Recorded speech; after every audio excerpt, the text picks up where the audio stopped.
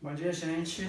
Sejam todos e todas bem-vindas ao nosso último encontro do projeto Humanitas. No dia de hoje a gente vai conversar com o professor Durval Muniz. Vocês vão perceber que essa entrevista é de agosto deste ano. Essa entrevista foi feita para ser publicada na nossa revista Historiar, lançada este mês e já disponível ali no site da UVA. Procurem, porque está muito legal. Essa entrevista foi feita por mim e pelo professor Tiago, a quem eu agradeço, assim como ao professor Carlos Augusto, professora Regina e professor Gilberto, tá bom? Então é um grande prazer estar com vocês mais uma vez, compartilhando esses momentos de reflexão. Quero aproveitar também e desejar assim, um ano novo com muita paz e sucesso, um Natal com muita tranquilidade. E, finalizando, agradecer também a participação fundamental do Marcelo e do Charles. Os dois foram fundamentais para o bom andamento desse projeto. Então, uma boa entrevista para todo mundo.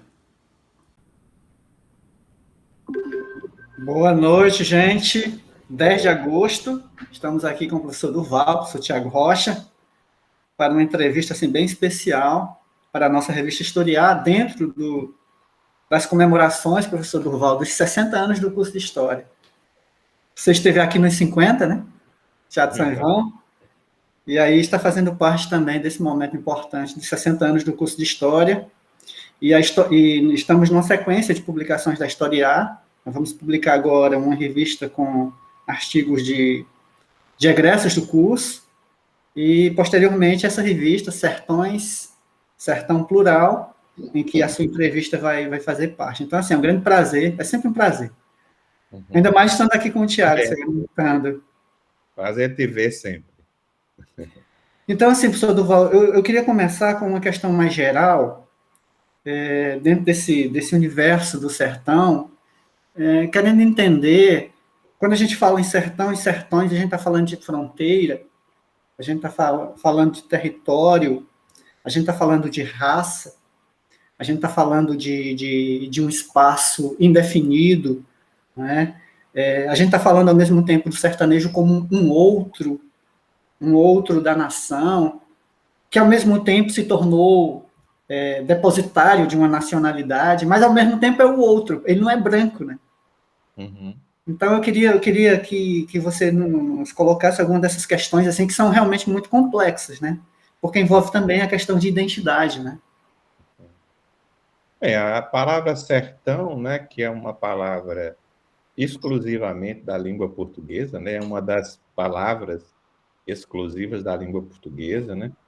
Tanto é que os viajantes estrangeiros vão sempre citar a palavra, né, como uma palavra especial uma forma própria, né, de nomear aquilo que eles chamam de interior. Eles utilizam sempre interior ou hinterland, não é?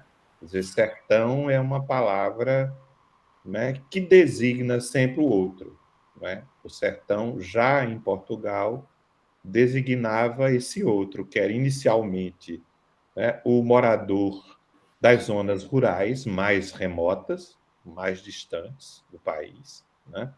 Quer dizer, o sertão é sempre o outro da cidade, é o outro da civilização, é o outro do litoral, não é? Quando os portugueses chegam à África, eles vão utilizar o termo para nomear todo o território, não é?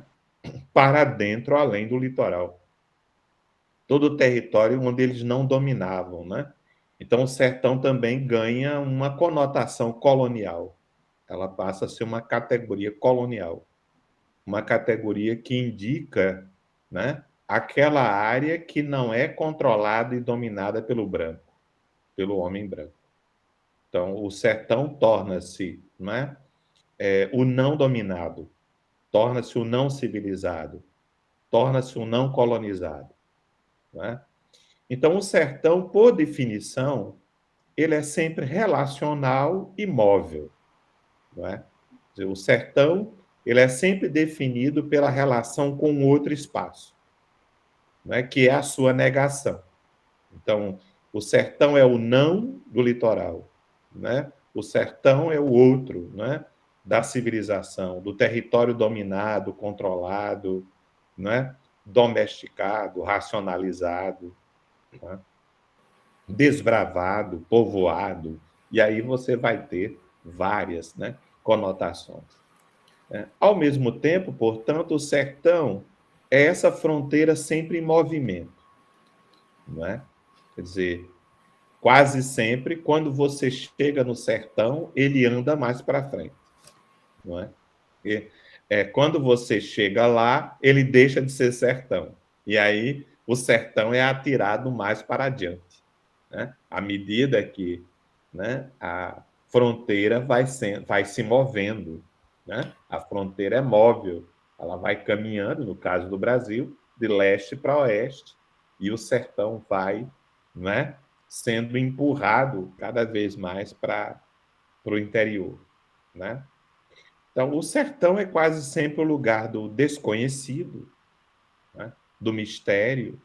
Né? O sertão é o lugar que tem que ser explorado, conhecido, cartografado, né? Quer dizer, explorado, né? Conquistado. Né? Então,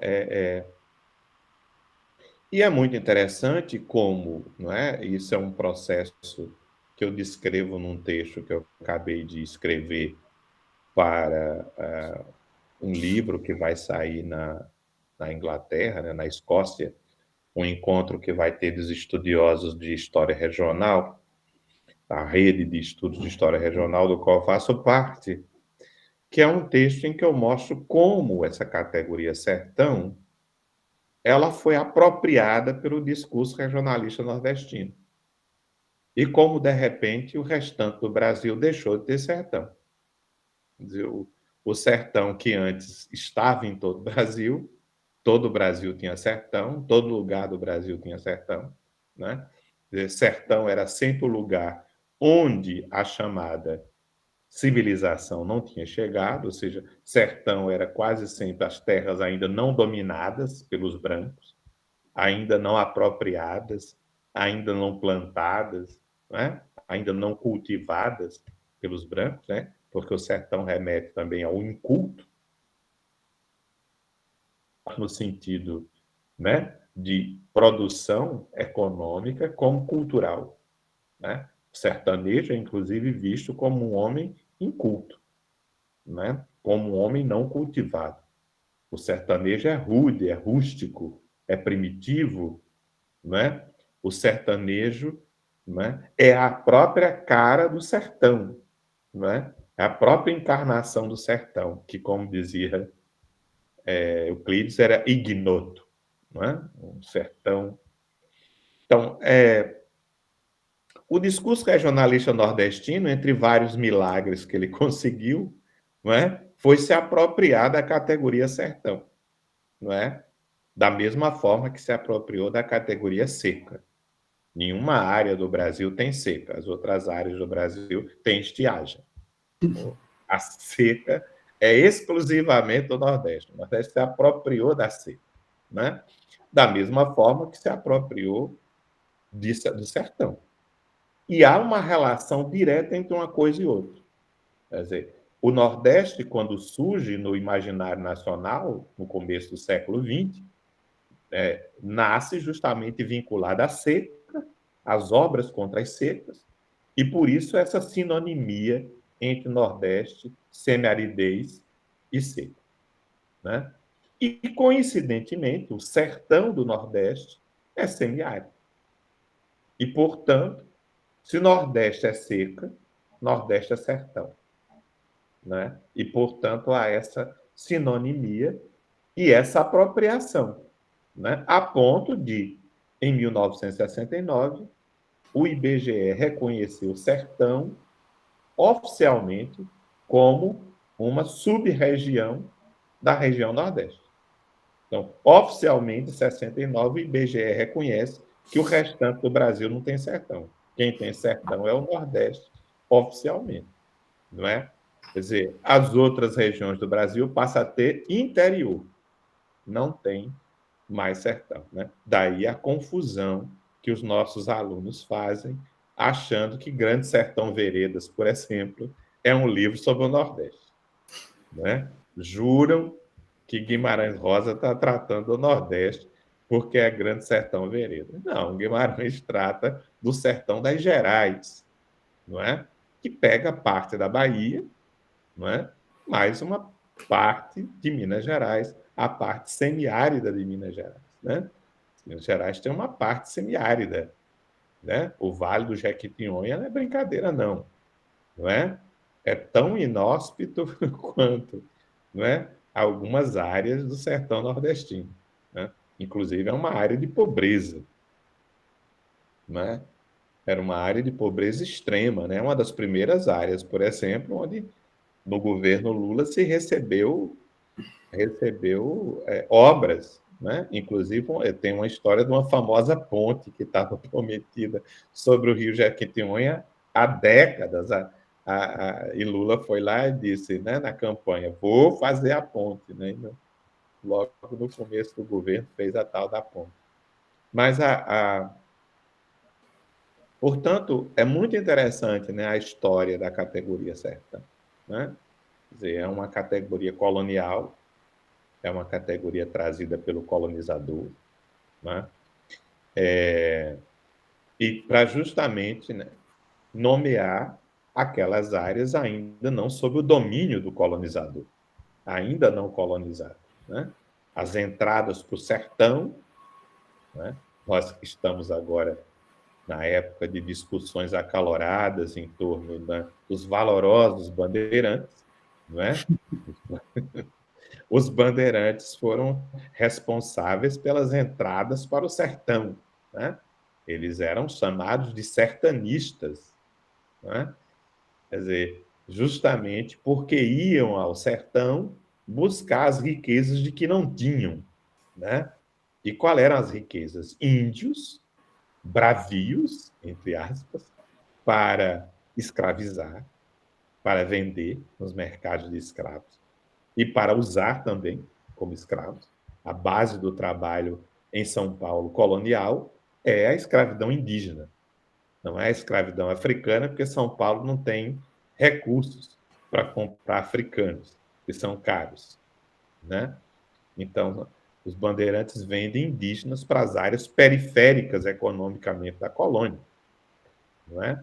Quem disse que índio não foi escravizado, né? Aquela história de que os índios eram inadaptados à escravidão e ao trabalho, né, pesado e tal. Os índios foram escravizados ao longo de todo o período colonial, né? Eles eram, inclusive, nomeados de negros da terra, porque negro nada tinha a ver com cor de pele, que a cor da pele é preta.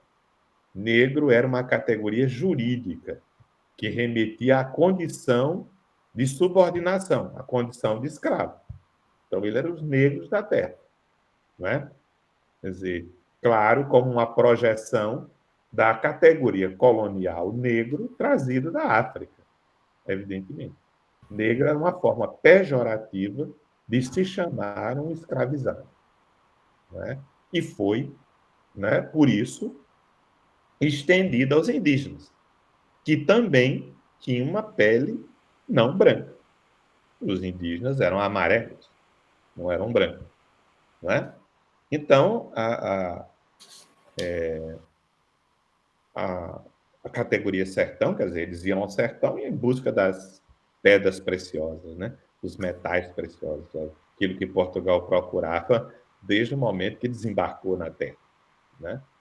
Além, claro, né, a gente sabe que os bandeirantes foi a braço armado, né, da coroa vários momentos, né, regiamente pagos, né? Eles eram milícias, né? Alguma relação com o tempo presente me parece que tem, não é? Eles eram milícias, né, chamados de terços, que não era para rezar, né? Terços não católicos, né? Que se vendiam à coroa, não é? Para, não é, debelar rebeliões indígenas, levantamentos indígenas, e para desalojar, capturar negros fugitivos, né? Inclusive para atacar quilombos. né? Que eram atacados não apenas porque eles seriam uma ameaça, né, ao domínio da coroa portuguesa. Atacavam-se os quilombos para reescravizar e vender como escravos, né? Era uma mercadoria de valor você aprisionar negros e vender, né? E os bandeirantes, na verdade, além de bastante sanguinários, né, bastante dispostos a matar, né? Quer dizer, eram comerciantes, né? Eram pessoas que viviam de vender, inclusive gentes, né? Pessoas, né? Quer dizer, o valoroso Borba Gato, inclusive, né? Foi acusado de mandar matar né, o governador das Minas, em Minas Gerais. Ele, o glorioso esteve fugido para os sertões. Ele se embrenhou nos sertões do rio Piracicaba, né, para fugir da prisão, porque foi acusado de matar o governador das Minas. Não é? Depois, quando ele descobriu, não é, os metais no Rio das Velhas, ele não só foi perdoado, né, como ele foi condecorado. Não é? Foi condecorado e recebeu mercês reais. Né? Já que estamos falando de valorosos, o exército, o valoroso exército brasileiro, que deu uma grande demonstração hoje De força.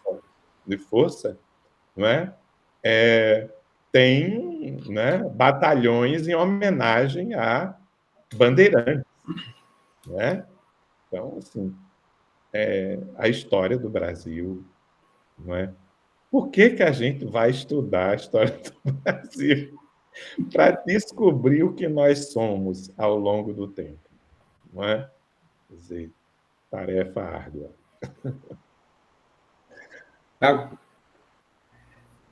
Duval, assim, mais uma vez, obrigado por você ter aceitado o nosso convite. É um prazer muito grande recebê-lo, né? Há 10 anos, eu era do Centro Acadêmico de História e foi marcante vê-lo falar lá no teatro, né?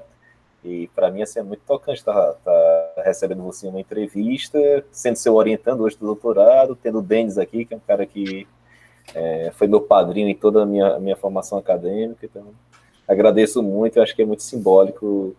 Isso não vai constar, obviamente, no nosso texto, né, mas é muito simbólico termos esse momento. E eu preparei algumas questões também, né? Uma que eu acho que casa bem com o que você estava falando é que, assim, na invenção do Nordeste e outras artes, né, que é a sua tese transformada em livro, lembro sobre a importância da literatura, da pintura, do cinema e da música, da composição de um imaginário que fixa ideias acerca de Nordeste, associando quase sempre a imagens da seca, da fome, do sofrimento e de paisagens do sertão.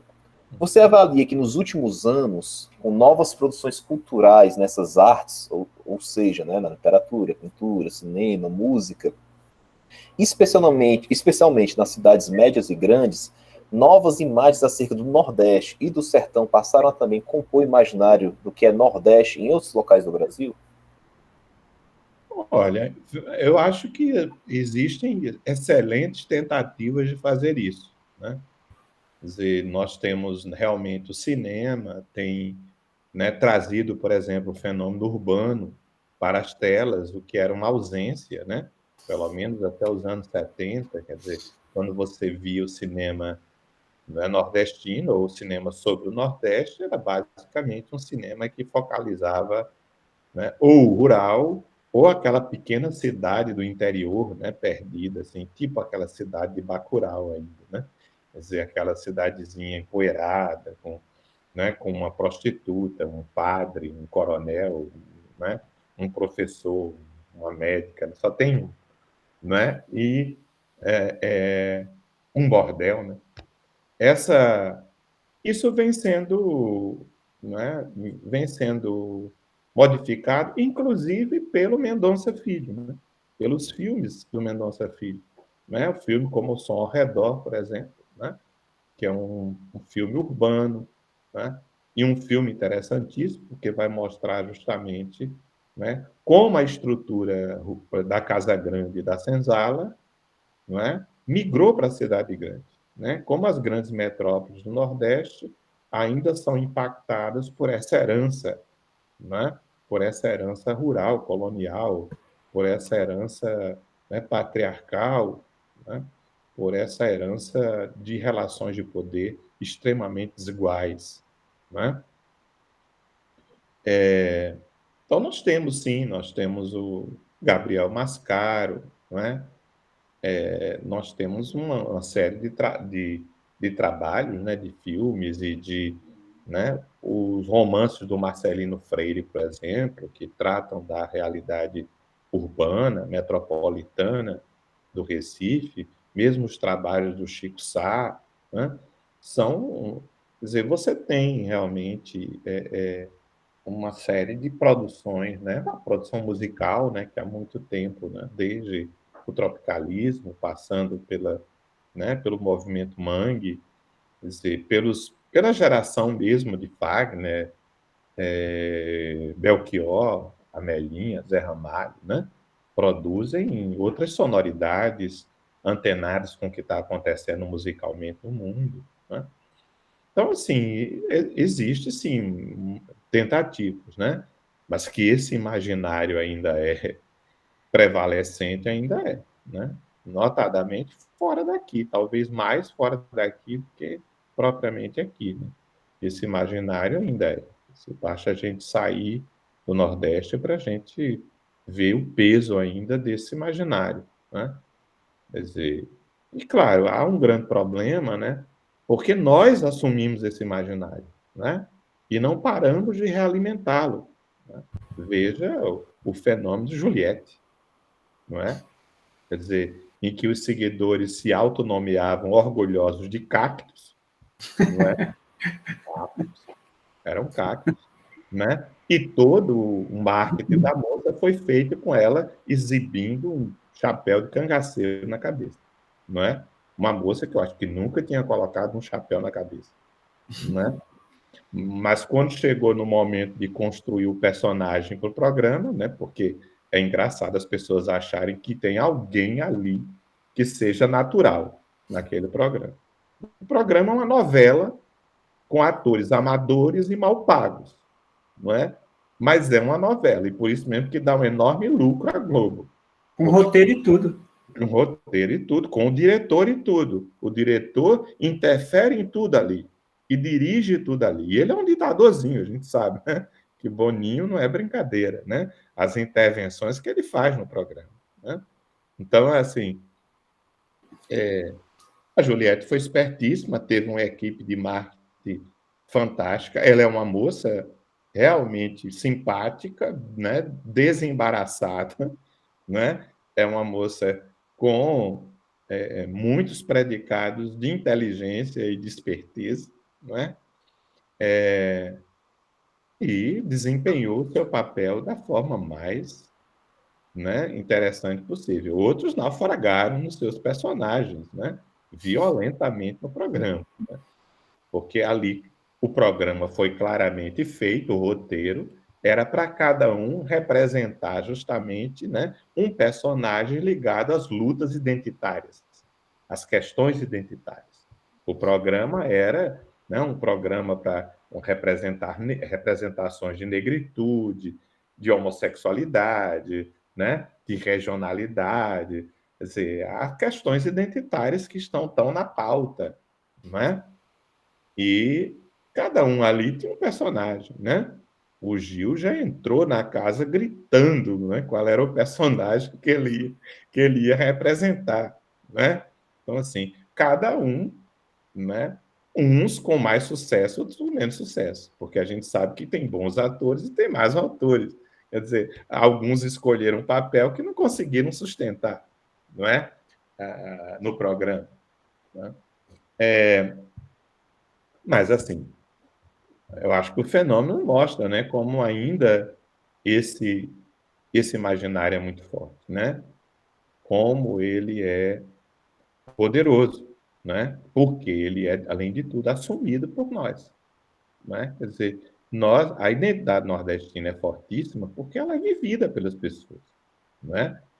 Quer dizer, ela é vivida e reivindicada. Vocês viram aí, né? Os nordestinos, cada medalha que um nordestino ganhava no Japão, não era a criatura que ganhava a medalha, era o Nordeste inteiro que ganhava a medalha. Cada nordestino subia no pódio e colocava a medalha no pescoço, não é? Quer dizer, imagina se em São Paulo a maioria dos paulistas vão se identificar com uma ginasta negra da periferia de Guarulhos. Se um paulista vai considerar que ele venceu alguma coisa porque Rebeca Andrade venceu, né? Não tem o menor cabimento, não é? Quer dizer, um paulista jamais vai considerar que foi medalhado porque Rebeca Andrade ganhou, não é, uma medalha, né? Aqui no Nordeste, né, até os jogos coletivos eram decididos pelos nordestinos sozinhos, não é? É, o jogador que fez o primeiro gol da seleção né, na decisão contra a Espanha, né, que é um paraibano, ó, ganhou o campeonato sozinho, não é? Quando, na verdade, quem desempatou foi um jogador negro paulista. Não é? Foi que fez o gol da vitória. Né? Então, assim, é muito interessante. Né? E por que isso acontece? Na verdade, isso acontece porque os nordestinos precisam sempre estar se afirmando. Né? É uma necessidade de afirmação. Né? E por que essa necessidade de afirmação? No fundo, é porque nós, em grande medida, temos internalizado uma baixa autoestima. Nós temos internalizado um complexo de inferioridade. Não é?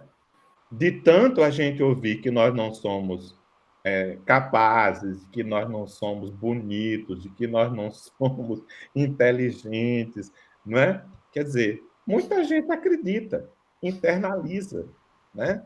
É uma coisa que acontece com os negros, que, né, muitos tendem a internalizar o racismo, as mulheres que internalizam a misoginia, o sexismo, e efetivamente se acham menor, menos capazes, né, dependentes, etc. A mesma coisa acontece com o nordestino, né? E é muito interessante, né? Porque, na verdade, inclusive, nesse momento, como tem essa pretensa divisão do Brasil em dois, né? Teria o Nordeste, a área vermelha do Brasil, né? A área petista. Então, assim, Ursal.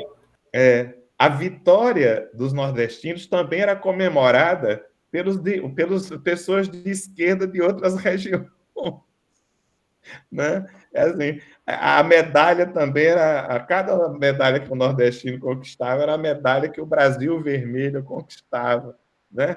E a vibração quando o Gabriel Medina, o bolsonarista, perdeu para o japonês. Quer dizer, é muito interessante essa esquizofrenia que o Brasil vive, né, atualmente, que encobre um monte de coisa. Bolsonaro teve milhares de votos no Nordeste. Milhares. Todo mundo conhece um bolsonarista na família, no trabalho, né? Entre os colegas. Né? Ainda muitos nordestinos são bolsonaristas convictos. Né? Quer dizer, Bolsonaro venceu em várias capitais do Nordeste no segundo turno. Né? Bolsonaro venceu na minha cidade, Campina Grande, com 57% dos votos. Né? Uma cidade que, inclusive, fornece algumas grandes estrelas do bolsonarismo, inclusive por negacionismo da vacina. Não é? Então, assim, de onde é que se tirou, né, que o Nordeste é vermelho? Não é? Quer dizer, e que só o Sul é que é verde, amarelo ou azul. Não é? Quer dizer, é claro que Bolsonaro ainda hoje tem uma presença muito maior em áreas de prevalência do agronegócio. Isso é muito claro, né? Quer dizer, Bolsonaro ainda vence no Paraná, Santa Catarina e no Centro-Oeste, né? Que é a área do agronegócio, que está muito satisfeito em poder envenenar todos nós com 500 venenos, né? Que estão muito satisfeitos em não ter mais demarcação de terras indígenas nem quilombolas, né? Que estão muito satisfeitos com, inclusive, né, a licença para matar. a licença para ter jagunço, como Lázaro, por exemplo, né? Ou a licença para estocar armas, né? Não sei se vocês perceberam, né? Mas aqui naquela área de Águas Lindas, eu não vi muita água linda, mas que todo mundo tinha arma, tinha, não é? A gente só via dizer, o caseiro armado deu tiro, o caseiro armado não sei de onde deu tiro. Quer dizer, todos os caseiros, pelo visto, eram armados. Quer dizer, aquilo ali era um arsenal, não é? Quer dizer, o Lázaro se manteve 20 dias a salvo da nossa gloriosa polícia, né? Entre outras coisas, roubando armas nas fazendas, né? Significa que o campo brasileiro hoje tem um arsenal, é um estoque de armas, né? Já não bastava o arsenal das milícias e do tráfico nas cidades, agora nós temos um arsenal rural, não é? Quer dizer, isso é muito sério, né? Porque assim, a gente está comentando sobre o sertão, né? O sertão foi sempre visto como uma área da violência, um espaço da violência, um espaço sem lei. O sertão era também definido como o espaço onde a lei não chegava, onde imperava a lei do mais forte, né? Onde imperava aquele que tinha coragem pessoal, destemor pessoal, né? O sertanejo seria, inclusive, aquele que ganhava status à medida que mostrava, né? Que se mostrava com coragem para afrontar, né? Pessoalmente, corporalmente, um embate com o outro, né? O mito do cabra macho, o mito do valente, do valentão, né? A honra masculina que passava por isso, não é? Aquela história, né, da peixeira, né, de passar o pano, né, quer dizer, essa mitologia violenta, sexista, né, masculinista, né, machista, na verdade, né, que compõe o imaginário do sertão, né? Faz parte do imaginário do sertão, né? E a gente está voltando, né, ao campo, em grande medida, a ser terra de ninguém, né? Ser terras de violência aberta, né? A violência no campo brasileiro sempre foi alta, sempre foi grande, né? Havia tido um declínio nos últimos anos, mas a quantidade de camponeses que são assassinados no Brasil por ano, né?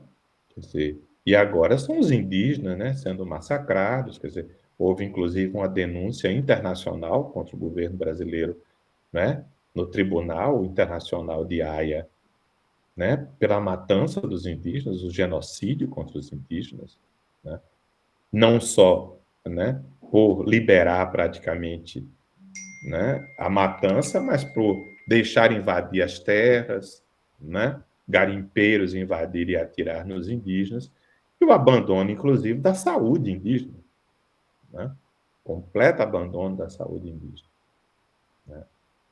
Então, o governo, este governo que nós temos aí, tem um projeto para os indígenas, que é um projeto de extermínio. É um projeto de extermínio, né? É um projeto, como é um projeto de extermínio para os pobres da favela, né?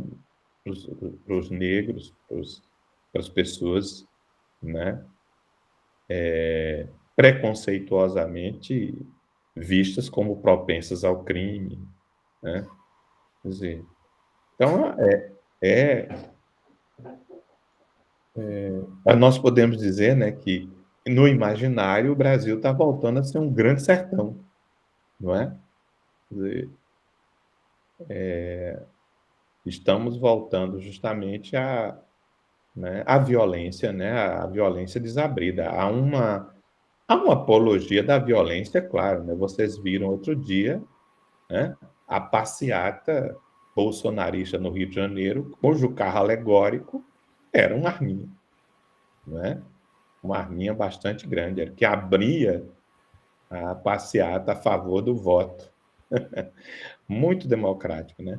Uma passeata a favor do voto impresso que começa com um carro alegórico de um revólver, né?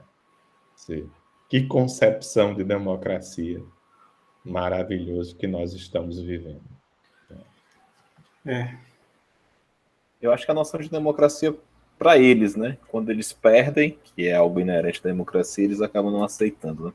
Né? Duval, você acabou perpassando por um dos pontos que a gente ia citar, acho que é o final, né? Inclusive, eu ia dialogar com o seu artigo hoje do Diário do Nordeste, né?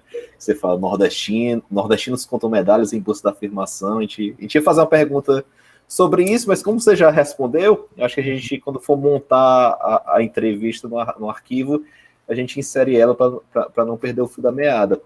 E aí, eu tenho outra pergunta para poder fazer, eu acho que na sequência já o Denis, né?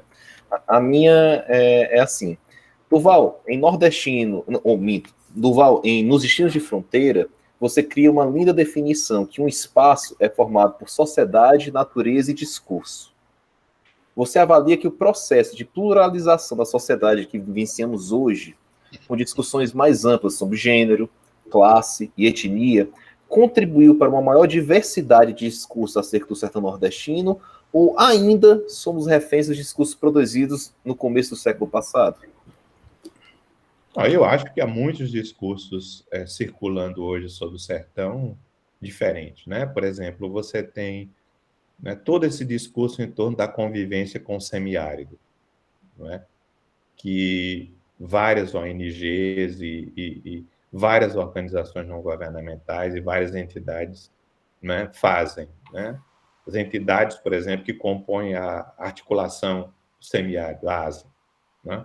Que inclusive, não é, justamente para fugir do imaginário em torno do sertão, modificaram o conceito sertão para o conceito semiárido, né? Adotaram o conceito semiárido para fugir desse imaginário pesado do sertão, né? Então, convivência com o semiárido, né? Que é a ideia, primeiro, né? O rompimento com o secular discurso da seca. Esse discurso que afirmava a necessidade de solucionar a seca, né? Finalmente se descobriu que seca não se soluciona, não é? E solucionar a seca era a mesma coisa que a Dinamarca dizer que ia solucionar o gelo ou o inverno dela, não é? E a Groenlândia dizer que ia acabar com a neve, né?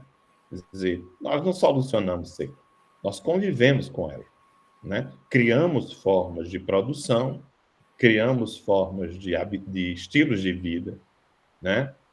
Criamos maneiras de conviver com, não é, o maior semiárido, né, densamente povoado do mundo, que é o nosso.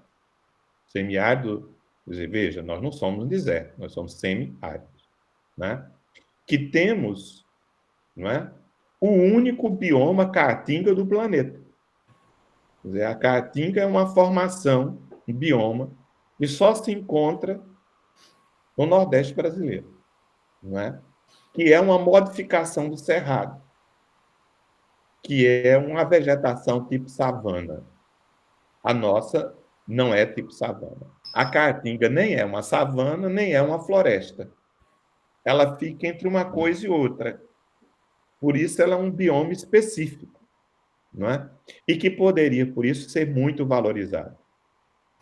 E é um escândalo que a caatinga só foi ser considerada um bioma de interesse e de preservação no governo Lula, sobre a administração de Marina Silva no Ministério do Meio Ambiente. Foi quando se começou, por exemplo, a dar desconto no imposto de renda ou no imposto territorial para quem mantivesse reservas de caatinga em suas terras, né? A caatinga vem sendo dilapidada, né, destruída há muitos séculos, né? E ela é um bem, né? Ela é um bioma complexo, extremamente complexo, com espécies vegetais e fauna só encontrada nela, né?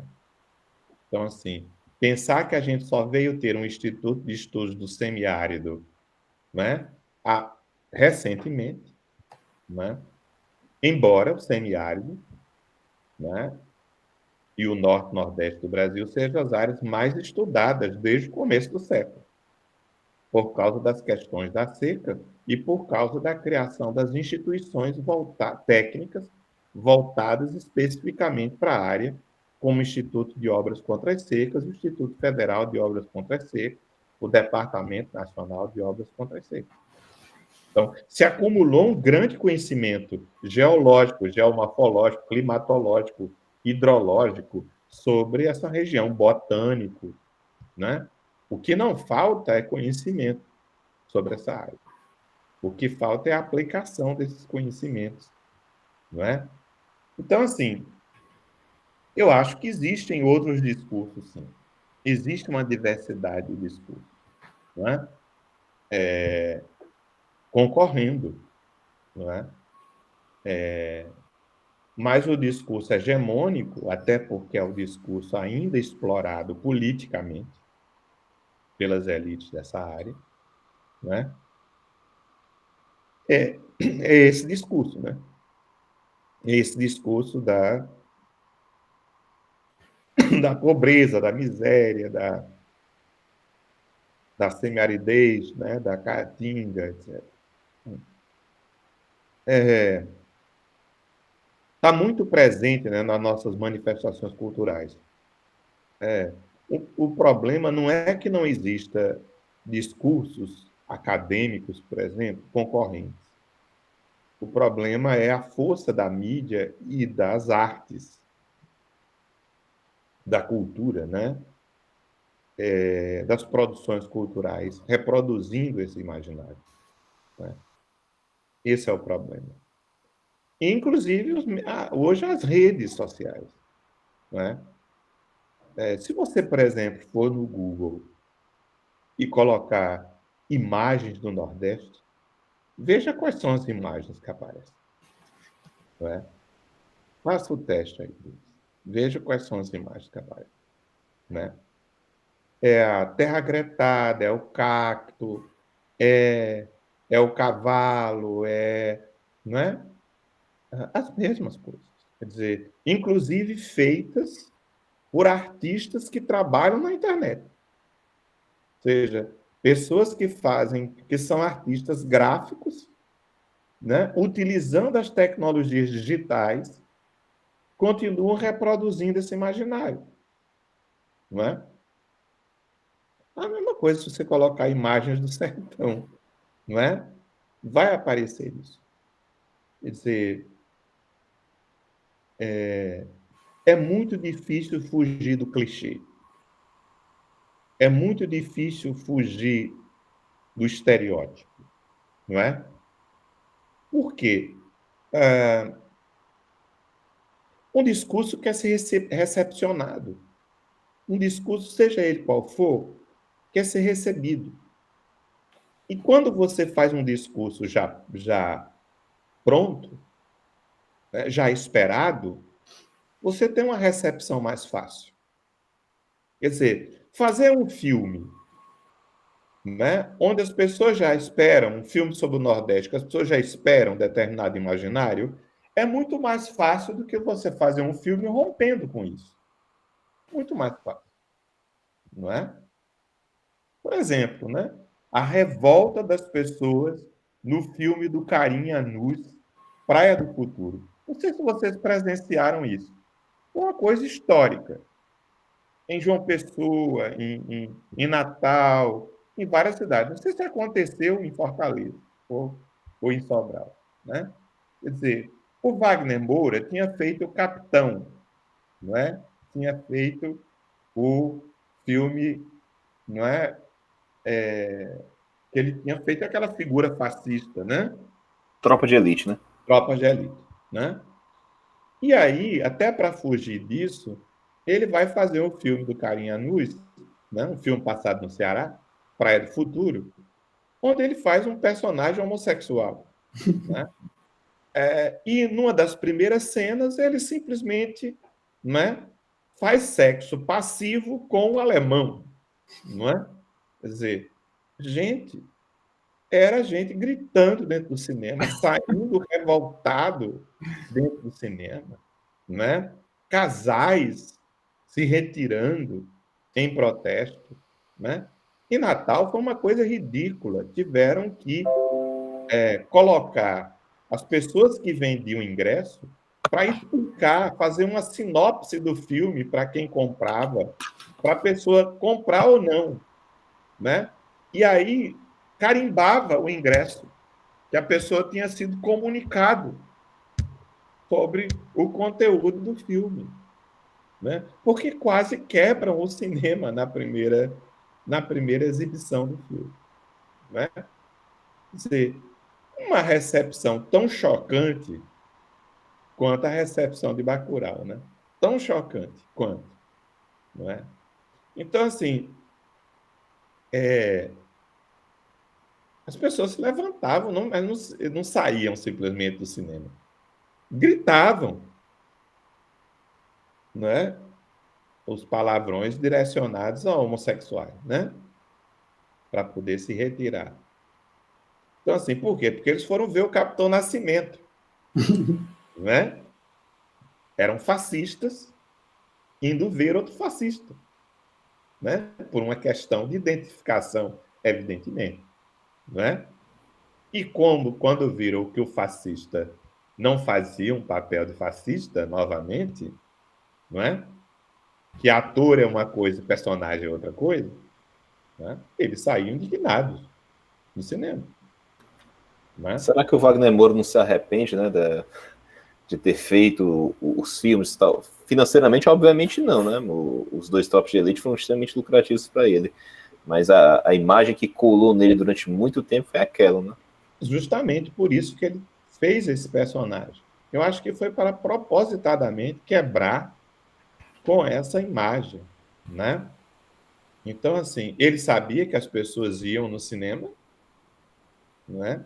Porque era ele, atrás do Capitão Nascimento, e não era mais o Capitão Nascimento, era o contrário dele, não é? Então, é um dos primeiros filmes do Jesuíta Barbosa, que é um ator assumidamente homossexual, né? E que faz o irmão dele, né? No filme. Então, e é um filme, quer dizer, é um dos filmes nordestinos, né? Quer dizer, passado no Nordeste, começa no Nordeste, mas tem sequência na Alemanha, não é? Que rompe completamente com esse imaginário, mas gera esse tipo de reação, não é? Por quê? Porque não é o déjà vu, não é o que você espera, não é? Um filme como Tatuagem, que é um filme excepcional, mas não é um filme que deu grandes bilheterias, justamente porque rompe completamente com o estereótipo, não é? Então, assim, todo produtor cultural, né, portanto, ele está diante disso, né? É interessante, por exemplo, o fenômeno da peça, né? A invenção do Nordeste, porque é um fenômeno. À medida que é uma peça que, né, brinca, na verdade, e né, desconstrói toda essa mitologia, não é? Mas que faz um enorme sucesso, não é? Embora os meninos contam que há momentos tensos, como, por exemplo, quando eles, na cidade do Padre Cícero, não é, fazem a cena questionando o Padre Cícero e a sua santidade. Fez um silêncio pesado na plateia, não é? Então, evidentemente que depende do lugar onde você está, não é? A peça em São Paulo, os paulistas tinham, não é? Saíam bastante tensos, porque achavam, evidentemente, que a peça era dirigida a eles, né? Era uma crítica a eles, né? Afinal de contas, a produtora é paulista, né? E uma das falas finais é a diretora paulista com o sotaque paulista, né? A peça fez muito sucesso no Rio de Janeiro, não é? Talvez justamente porque, né, o Rio tem uma cultura muito mais carnavalizada, que é, acho que, a tônica mesmo da própria peça, né? Então, assim, mas é uma peça que fez um enorme sucesso, né? Graças ao texto, que é muito bom, o texto do Pablo Capistrano e do Henrique Fontes, né? Que é só baseado no meu livro, não é um meu livro, né? É um texto autoral, né? De dois dramaturgos, é um texto que eu acho que é a grande parte do trabalho. Ainda Só Nordeste recebeu prêmios em todos os aspectos, direção, atores, tudo. Mas acho que o texto é realmente, né, o grande mérito mesmo, o que sustenta, né? Porque qualquer peça de teatro começa com um grande texto, né? E eu acho que é um grande texto, né? Quando eu assisti pela primeira vez, eu fiquei muito impressionado, e como é que você transforma uma tese de doutorado numa peça teatral de muita leveza, de muita... E que consegue efetivamente, né, pôr em questão essa mitologia, né? Mas é muito impressionante, né, como, veja, nenhum romancista vende mais livros ainda do que os romancistas de 30, né? Quer dizer, todos os romancistas nordestinos, pós os romances de 30, nenhum tiveram a mesma audiência, né? Talvez só Ariano Suassuna, que reproduz o mesmo imaginário, não é? Além disso, medievaliza o sertão, né? Constrói um sertão medieval, aristocrático, não é? Então, assim, Graciliano continua sendo uma grande referência, Zé Lins do Rego, né? Raquel de Queiroz. Então, Marcelino Freire, por exemplo, vende muito, mas não tem a mesma projeção ainda que esses autores, não é? Então, mas eu acho, claro, né, que isso é um trabalho paulatino, né? Isso não acontece de uma hora para outra. Mudança no plano da cultura, do imaginário, leva tempo para acontecer, né? Eu acho que cada vez mais o preconceito contra o nordestino está sendo problematizado, e essa imagem homogênea do nordestino estereotipada está sendo questionada. Eu me lembrei de duas questões na sua fala. Uma, quando você fala nessa medievalização do sertão pelo Ariano, eu me lembrei do Gustavo Barroso, que também ele acabou por medievalizar o sertão, né, criando a tipologia do sertanejo, mas também me lembrei de uma participação sua muito, muito interessante num programa muito bonito, não sei se o Thiago conhece, do canal Curta, em que se falava de saudade, né? Uhum, Então, eu queria tentar juntar essas duas questões. O próprio Gustavo Barroso medievaliza o sertão, mas ele também fala na saudade, uhum.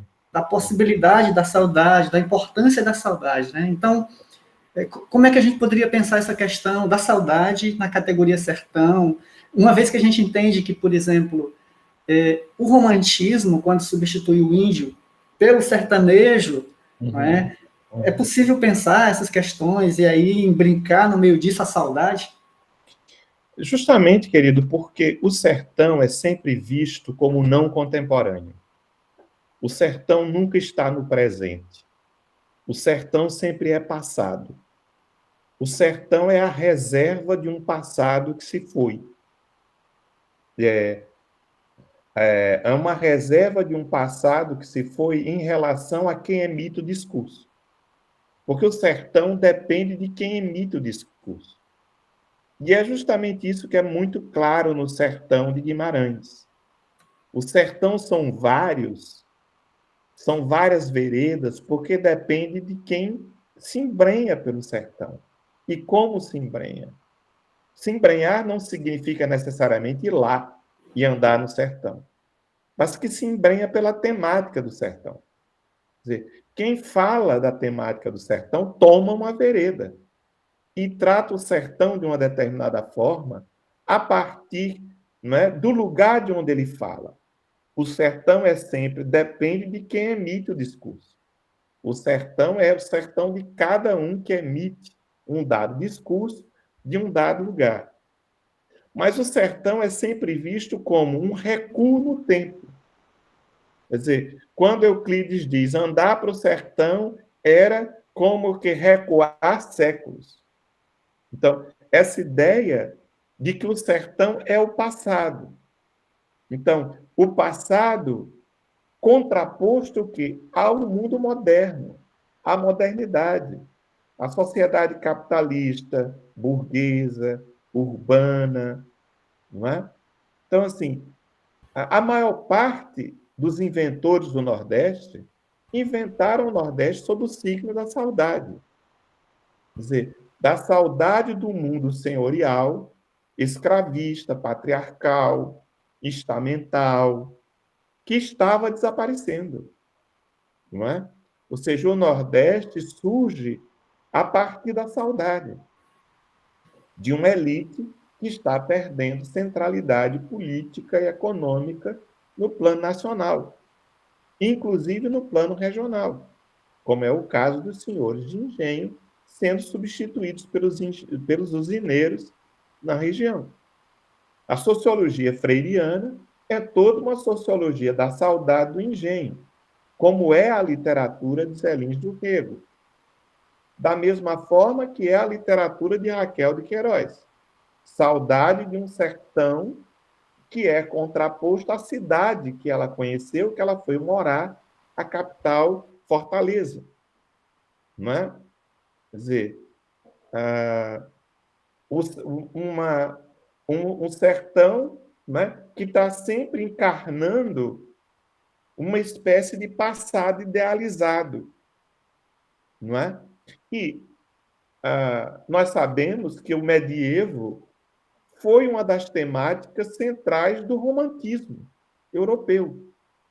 Os românticos eram antiburgueses, é a primeira reação, né, cultural, intelectual, à sociedade urbana industrial burguesa é o romantismo. Não é? Daí a centralidade de sociedades atrasadas, como a sociedade alemã, né, em relação ao romantismo.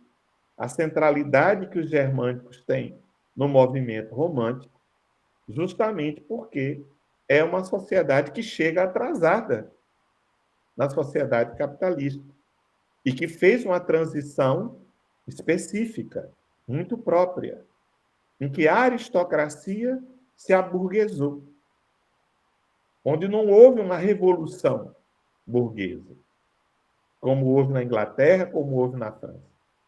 Não é? Uma transição que vai ser muito próxima do que vai acontecer mais tardiamente ainda na Rússia, onde você tem servidão até quase o fim do século XIX. Não é? Quer dizer, os grandes escritores russos do fim do século XIX, né, são, na verdade, filhos de uma pequena burguesia, absolutamente exprimida, desencantada com aquela sociedade feudal ainda nas portas do século XX. Não é? Um Dostoiévski, por exemplo, né, que escreve lá os livros dele mostrando que os fazendeiros russos, os proprietários de terra russos, né, contava quantas alminhas eles possuíam. Né? Eles eram donos de casas e de alminhas, né? Que eram os servos. Né? Então, que é a obra de Ariano? A obra de Ariano é uma obra de saudade da dominação de sua família, no sertão da Paraíba. Não é? Seu pai, que chegou a presidente do Estado, não é? Segundo ele nasceu no Palácio das Princesas, né? Ariano era a única pessoa, que é a única criança que tem memórias de 2 anos de idade. Né? Ele era um gênio, ele jura que tinha memórias de 2 anos de idade. Né? Então, assim, ele nasceu no palácio do governo. Né? E a família dele foi destronada pelo movimento de 30. Né? O pai assassinado. Né? A mãe tendo que migrar para Pernambuco para fugir das perseguições políticas. Né? Então, assim, a obra de Ariano é uma obra que faz o luto do pai o tempo todo. Né? Porque o sertão é patriarcal. O sertão é centrado na figura do pai. Não é? O sertão é também a saudade de um pai que já não pode mais tanto quanto antes. De uma masculinidade que já não pode mais tanto quanto antes. Não é? A invenção do cabra-macho, né, é uma reação ao primeiro movimento feminista. A primeira onda feminista, a primeira mudança substantiva da posição das mulheres na sociedade. Não é? O sertanejo é justamente tido como uma reserva de virilidade, de masculinidade, diante dos homens efeminados que a cidade está produzindo. Né? A cidade está produzindo, não é? Almofadinhas, amarelinhos, não é? Dandes. Né? Ou seja, vocês sabem, né, que a invenção, inclusive, da mitologia, né, homofóbica em torno de cidades como Pelotas e Campinas data desse período. São os filhos das elites, né, do charque, em Pelotas, e os filhos das elites do café, de Campinas, que vão estudar na Europa, vão estudar em Paris e voltam europeizados. Né? E para o gaúcho da fronteira voltam tudo afrescalhado, não é? E para, né, os coronéis do interior de São Paulo, seus filhos voltam muito suspeitos, né? Então, assim, por isso essa ideia, né, que persegue essas duas cidades, né? Duas identidades homofóbicas, né? Quando eu estudei isso no começo do século, né, havia claramente uma ideia de que a sociedade estava se feminilizando. É como se o feminino fosse uma mancha que estivesse se espalhando pelo social. E qual era a reserva de masculinidade? O sertão. Justamente porque o sertão era o passado, patriarcal. O sertão era outro tempo. Então, se isso estava acontecendo no litoral, na cidade, se você marchava para o sertão, você encontrava os homens de verdade. Os coronéis, os jagunços, os cangaceiros. Lá estavam os homens de verdade. E o nordestino é calcado nessas figuras. O nordestino é um misto de vaqueiro, jagunço, coronel, né? Cangaceiro. Essas figuras todas se amalgamam na figura do nordestino. Né? Então, a saudade é intrínseca à invenção do Nordeste. Né? Porque a invenção do Nordeste é uma invenção saudosista de uma dominação, né, em perigo, em vários sentidos. Né? É a saudade de um território, de um domínio territorial que está ameaçado. Né? Então, grande parte da literatura, inclusive memorialística, né? A memorialística nordestina é extremamente saudosista. Né? Um dos traços da memorialística nordestina, que é em grande medida masculina, é muito difícil você encontrar memórias de uma mulher no Nordeste. né? Os homens têm tudo saudade de quê? Da infância, né? Tem saudade de uma infância onde normalmente quem é os seus ídolos? O seu avô. O homem mais velho, o homem que representa o passado, de glória, né? Lá em infância, Graciliano Ramos, um homem de esquerda, confessando, não é, a sua admiração pelo avô paterno, materno, né? O avô, ele lembra do avô, por exemplo, morto, e ele olha a grossura, não é, do tendão de Aquiles do avô. E aquilo é um símbolo de poder, aquele tendão. Vocês sabem que Graciliano tinha uma autoimagem péssima. Graciliano se considerava um homem, né, magrelo, pálido, amarelo, né, e nessa contraposição com o avô, não é? Ele é uma lástima, né? Porque o avô consegue subir de um pulo numa égua, não é? E ele mal consegue se manter sentado em cima dela. Gente, eu acho que a conexão do Denis tá falhando um pouquinho, mas vamos continuar, Durval. Sim, o bom é que quando a gente faz uma pergunta, você responde várias que a gente tinha projetado, né? Que a gente tinha planejado no nosso roteirozinho, né? E me sobra uma, essa é a minha última pergunta, né? Não sei se o Denis tem mais alguma coisa a acrescentar, a gente também não quer tomar tanto do seu tempo num dia de quartas de final de Libertadores da América, mas eu tenho uma última pergunta. Em Tecelões do Tempo, né, que é a sua última obra, você faz uma metáfora associando o trabalho do historiador como de um sujeito que costura, que cria enredos, e nas suas aulas você também falava muito que poderia ser, talvez, pensado como um trabalho de uma bordadeira, né? E aí, como você analisa os novos bordados, como você analisa as novas produções da historiografia acerca da produção de imagens sobre o Nordeste e os sertões? Isso é uma grande mudança, né? Quer dizer, se o discurso acadêmico tivesse o poder, né, que a gente às vezes acha que ele tem, né, esse imaginário estaria bastante questionado, né? É claro que eu vivi ainda um momento em que a universidade basicamente reproduzia esses temas.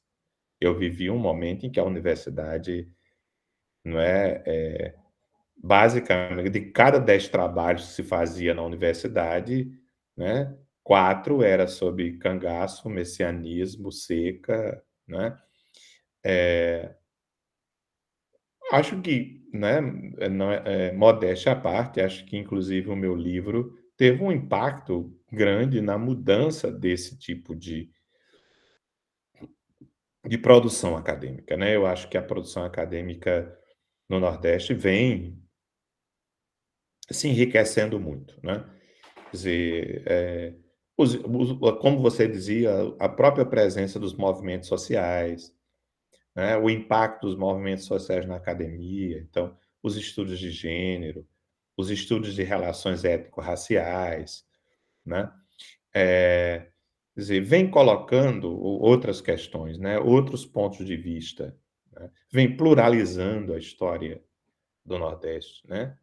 Vem colocando em questão essa mitologia, vem fazendo a história dessa mitologia, né?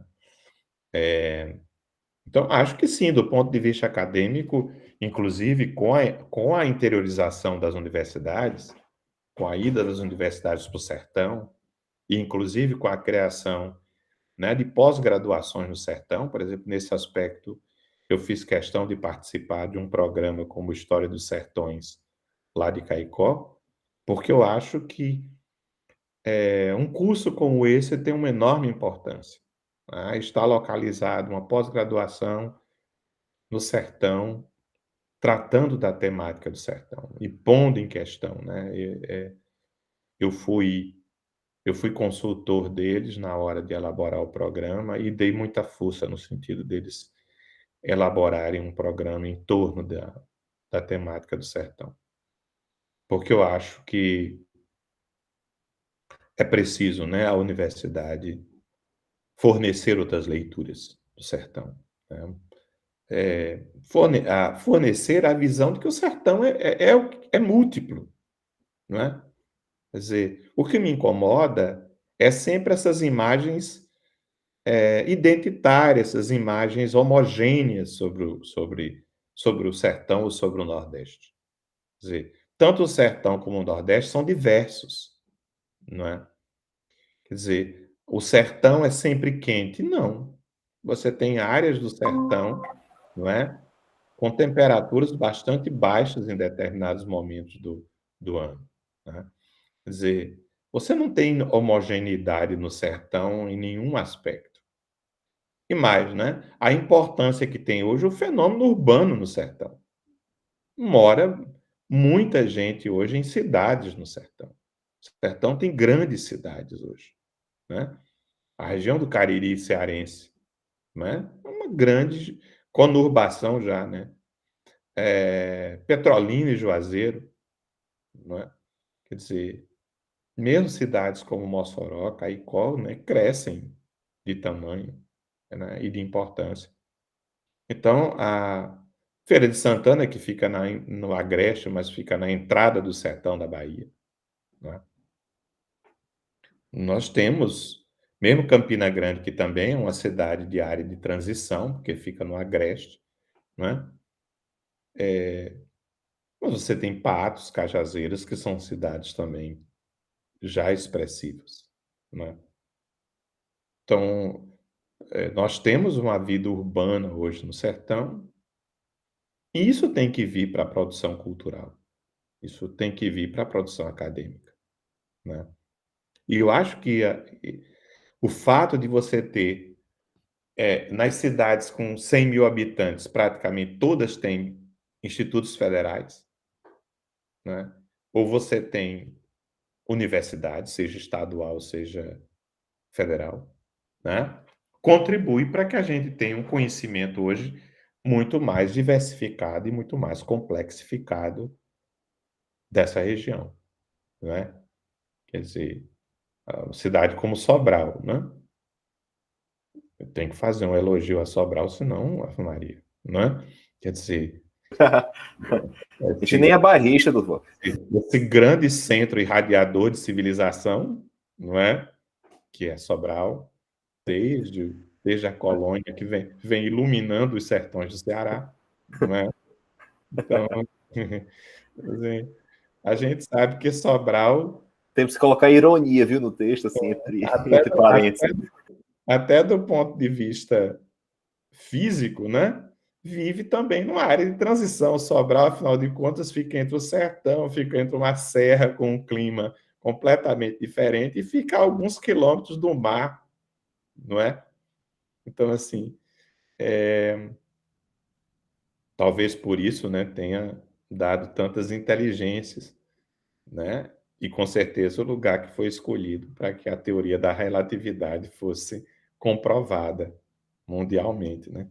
Teoria da o universo, o saber universal deve a Sobral. É o eclipse de Sobral, né? Como É. diria o poder público hoje. Sobral monopolizou até o eclipse, é muito mais do que o Nordeste que monopolizou o sertão, né? Então, assim, mas quer dizer, o fato de Sobral ser uma cidade hoje, né, com uma produção de conhecimento, com mais de uma universidade, né? Então, isso vem acontecendo, né? Quixadá, você chegar numa cidade como Quixadá hoje, a importância que tem a universidade, né? O Cariri, né? A presença da universidade no Cariri, desde a URCA, no Crato, a Federal, né? Então, nós temos hoje realmente, não é, você vai, por exemplo, a Alagoas Federal, lá em Delmiro Gouveia, que é uma graça de campus, né? Quer dizer, então, você tem hoje muito mais condições mesmo da produção de um conhecimento diversificado. Agora, é preciso que esse conhecimento chegue à população. E isso depende muito dos meios de comunicação, os meios de comunicação regional romperem com esse imaginário, não é? E depende muito também da própria produção cultural e artística beber nesses conhecimentos, não é? Que a universidade produz. Quando eu publiquei a Invenção do Nordeste, né, quando eu escrevia e publiquei a Invenção do Nordeste, eu chamei ela de Outras Artes, porque eu me dei conta da importância que as artes tiveram na construção desse imaginário. E fiquei muito feliz quando a Invenção do Nordeste começou a se transformar em arte, né? Agora já, né, já inspirou disco, né, CD, já inspirou, né, tem um filme para sair, né? Inspirou peças de teatro, né? Isso é muito importante, porque é aí que efetivamente esse imaginário é questionado, né? Nós da academia temos pouco alcance, né?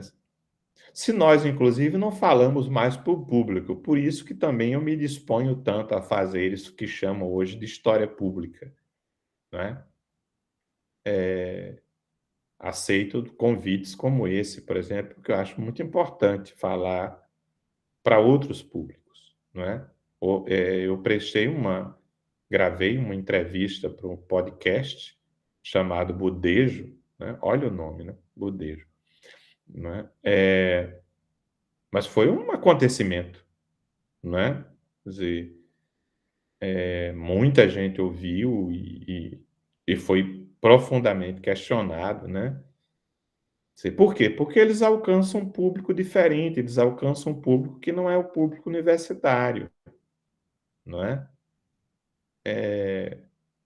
Então, acho que a gente tem que falar.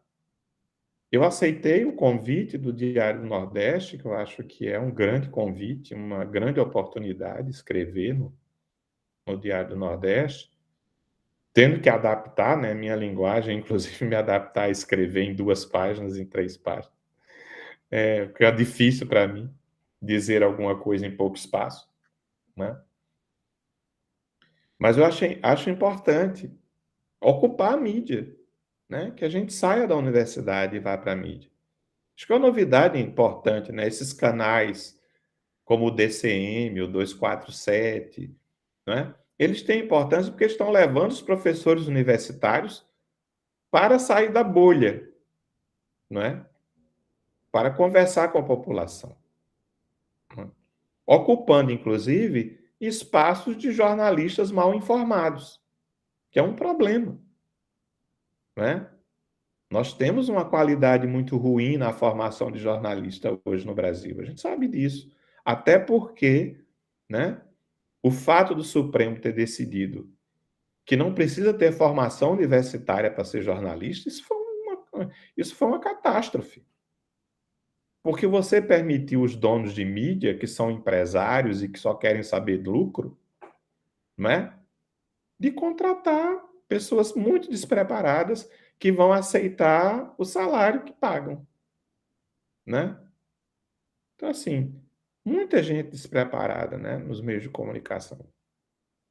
Eu acho que todos vocês já passaram por essa experiência de fazer uma entrevista com um jornalista e ficar em palcos de aranha com as perguntas que a pessoa faz, né? Porque não entende nada do que está perguntando, não é? É claro que também há muito historiador mal formado no Brasil, porque há muita curso de história em universidades privadas, não é? Cuja qualidade da formação, né? Como tem advogados mal formados, né? E o pior, né? Tem médicos mal formados no Brasil, né? Inclusive, nos grandes problemas de formação médica no Brasil é a falta de formação cidadã, humanística. Os médicos estão cada vez mais formados para serem não é? Mercadores, né? Profissionais que vendem bem e ganham dinheiro com o seu serviço, mas muito pouco preparados para lidar com seres humanos, né? E principal, eles fazem um juramento ético, mas a ética entre profissionais que fizeram seus consultórios de, né, fizeram seus consultórios de curral eleitoral a favor de um candidato e que foram receber seus colegas jogando banana, chamando eles de macaco. Onde é que anda a ética? É a ética do capitalismo, né, na E verdade. nós sabemos o que fizeram agora na pandemia e que a gente está descobrindo com a CPI, que fizeram porque foram muito bem remunerados para fazer o que fizeram, para matar as pessoas, fazendo experimentações, distribuindo, né, remédios que sabiam que não tinham nenhum efeito, né? É claro que não é todos os médicos, né? Eu espero que seja uma minoria, né? Mas a gente fica assustado hoje, né? Eu tinha muito medo, né, de entrar num consultório. Eu tive o desprazer de ter entrar num consultório de um otorrino que lamentou que Lula não tivesse morrido de câncer da garganta, né? Então, assim, não dava mais para continuar a consulta, né? Não vou me consultar com o otorrino que deseja que alguém morra de câncer de garganta, não é? Quer dizer, ele até podia pensar isso, mas dizer para o cliente, né? Quer dizer, perderam todos os limites, né? Quer dizer, o Brasil realmente, né, vem passando, acho que por um período, não é, de uma um processo de, né, um processo psicanalítico, né, em que todos os sintomas e todos os traumas e todas as, não é, aquilo que estava escondido veio à tona, né? É o retorno do recalcado, né? Então, estamos, como cientistas sociais, como historiadores, temos que, né, participar da análise, colocar o país no divã e fazer a análise, porque que de repente a gente pensava que tinha um país e descobriu que tínhamos outro. Aí foi o mais desesperador, foi isso, né? Nós pensávamos que o Brasil tinha mudado e, de repente, nós vimos que não mudou profundamente, que as suas vísceras continuam as mesmas, né? Porque continua colonial, continua racista, continua sexista, continua, né, homofóbico, machista, estruturalmente, né? Elitista. As pessoas ainda raciocinando em termos de distinção, né? Então é complicado. É isso, né, Tiago? Eu acho que riquíssimo, né, a entrevista. Fica o agradecimento ao Durval. Fica o meu agradecimento pessoal por ele ter topado, né? Agradecimento ao Denis pelo convite, né? Ter feito a ponte. E estou satisfeitíssimo com as respostas. E aí, Denis, eu acho que você também merece fazer um encerramento aí Maravilha. com o Durval. Eu me lembrei, professor Durval, de um texto seu que eu acho assim muito belo. Com relação à infância, quando se analisa o menino, ele que apanha e o pai que aparece na sombra, aquele braço cabeludo, aí você faz toda... É belíssimo aquele texto, eu acho que tem muito a ver com essas questões todas que você colocou. E assim, agradecer demais, viu, a sua presença. Obrigado a vocês pelo convite, obrigado, Denis, obrigado, Tiago. Um abraço a todo mundo de Sobral, faz tanto tempo que eu não vejo, né, meus colegas de Sobral, faz um tempo que Pois é, a gente sonhou, professor Durval, em trazer a peça para cá, sabe? Eu e o Tiago, a gente começou a conversar. Quem sabe, né? Quem sabe? Eu acho que sim, acho que depois da pandemia eles vão voltar a circular, né? Eles estão ensaiando um outro espetáculo que é baseado na obra do Gessé de Souza, mas da mesma forma que eles continuam fazendo Jaci, depois da invenção do Nordeste, eles acabaram de fazer o primeiro espetáculo ao vivo novamente em Natal, eles apresentaram Jaci. Eu acho que eles vão voltar a apresentar a invenção do Nordeste sempre que chamados. Esse grupo Carminha é muito forte, porque agora é Gessé, né? Não é brincadeira, viu? Eles vão elaborar. É um espetáculo sobre as classes médias brasileiras. Pois é. Esperemos. Muito bom. E é isso, Tiago. Muito obrigado, professor Durval. Muito prazer, Tiago. Muito obrigado.